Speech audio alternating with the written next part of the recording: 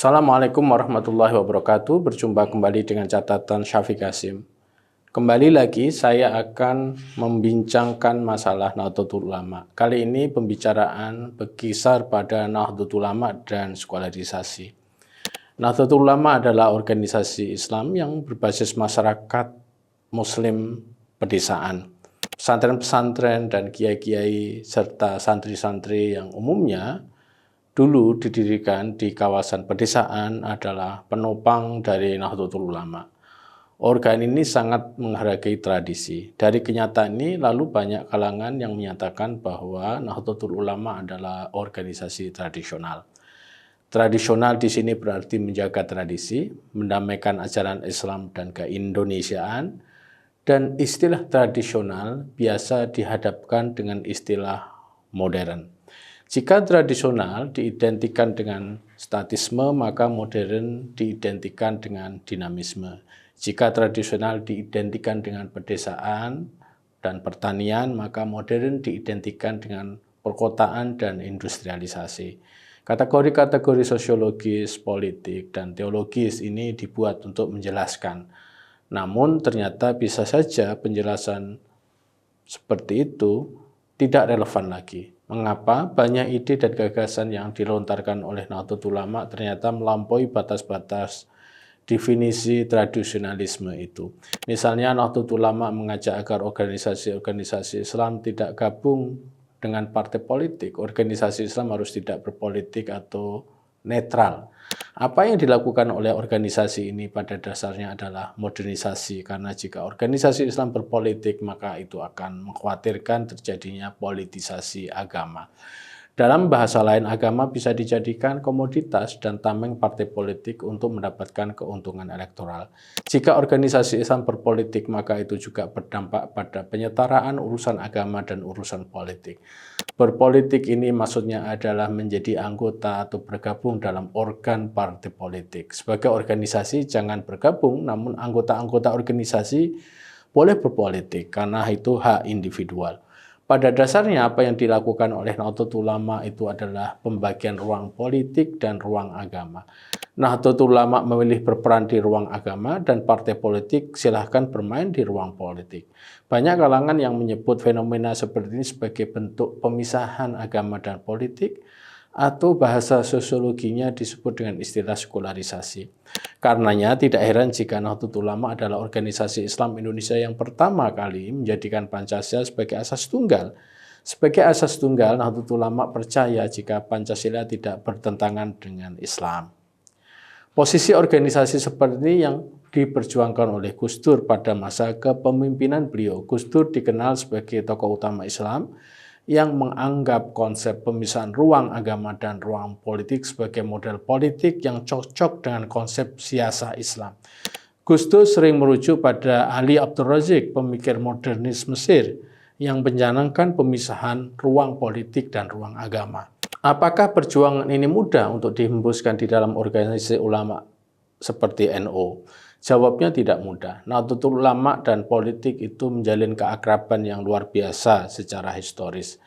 Pada mulanya Nahdlatul Ulama memang bukan didirikan untuk menjadi organisasi politik, namun karena alasan tertentu organisasi ini lalu mendirikan Masyumi sebagai partai Islam pertama, di mana Hadratus Syekh Hasyim Asy'ari menjadi Syekhul Akbar dari partai Masyumi ini. Lalu karena ketidakcocokan, Nahdlatul Ulama lalu memisahkan diri dari Masyumi dan menjadi partai politik tersendiri. Dalam pemilu 1955, NU menjadi partai ketiga terbesar setelah Masyumi. Sudah barang tentu keluarnya Nahdlatul Ulama dari Masyumi merupakan pukulan besar bagi Masyumi. Dengan ini saya hanya ingin mengatakan bahwa hubungan antara Nahdlatul Ulama dan politik itu bukan perkara mudah. Karenanya saya mengatakan jika upaya Gus Dur untuk memisahkan organisasi ini dari politik membutuhkan penjelasan panjang kepada Nahdliyin. Pengalaman yang begitu lama bagi Nahdliyin dalam berpolitik yang menyebabkan ketika agenda reformasi yang dibawa Gus Dur ke dalam NU menimbulkan pertanyaan-pertanyaan dari mereka. Bahkan pertanyaan mengapa Nahdlatul Ulama harus meninggalkan politik praktis itu muncul dari kalangan ulamanya juga.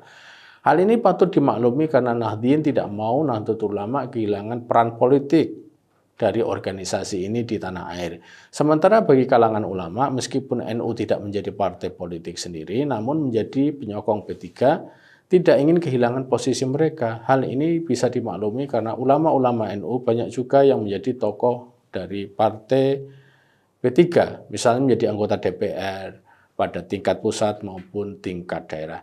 Mereka, para ulama dan tokoh-tokoh NU yang menolak bukan hanya dari kalangan P3, namun juga partai lain seperti PDIP dan Golkar. Jika Gus Dur menyatakan bahwa NU tidak bisa dibawa-bawa ke urusan politik praktis, maka itu menyebabkan kegundahan, bahkan kecaman pada Gus Dur, karena itu memotong kepentingan mereka dalam menopang peran mereka dalam partai politik. Biar bagaimanapun, posisi sebagai wakil NU di Parpol itu tetap membutuhkan dukungan dari para Nahdliyin untuk menyalurkan suara mereka. Sekali lagi, pemisahan agama dan politik yang terimplementasi dalam kebebasan NU untuk di mana-mana dan kemana-mana, secara politik itu merupakan gambaran dari proses sekularisasi yang gradual, yang disesuaikan dengan kebutuhan organisasi ini.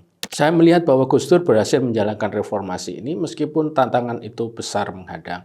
Gus Dur berhasil menjalankan programnya ini karena Gus Dur melakukannya dengan argumen-argumen kuat, bukan hanya dari sisi keagamaan, namun juga dari sisi kemodernan, dalam pengertian pendekatan-pendekatan keilmuan modern yang dia gunakan sebagai paradigmanya. Gus Dur menjelaskan jika politik itu manusiawi, tidak harus dikait-kaitkan dengan agama yang bernilai luhur. Namun sekularisasi gradual ini ternyata membawa juga dampak pada rezim. Kita tahu bahwa di masa menjelang kejatuhannya, Soeharto memakai agama sebagai kartu politik. Dia memainkan agama untuk mendukung keberlangsungan kekuasaannya, misalnya dengan tindakan-tindakan simbolis seperti naik haji, mendirikan IJMI, merekrut pembantu-pembantunya dari unsur ormas Islam, dan lain sebagainya. Karenanya jika Gus Dur mencanangkan bahwa NU harus berpisah dari politik, maka itu sesuatu yang bisa dianggap sebagai ancaman atau tantangan dari upaya Soeharto yang sedang menggunakan agama untuk kepentingan politik. Gus Dur secara konsisten menghadapi hambatan-hambatan tersebut sehingga menjadikannya sebagai tokoh oposisi pada masa itu. Sebagai akibat, Gus Dur banyak mendapatkan kritik dari kalangan Muslim juga, kalangan cendekiawan dan aktivis Islam yang ikut support Soeharto pada saat itu. Agenda Gus Dur justru dianggap menghambat kemajuan Islam karena mereka ini memiliki logika jika kemajuan Islam itu bisa dicapai dengan keterlibatan mereka, para tokoh Islam dalam kekuasaan politik.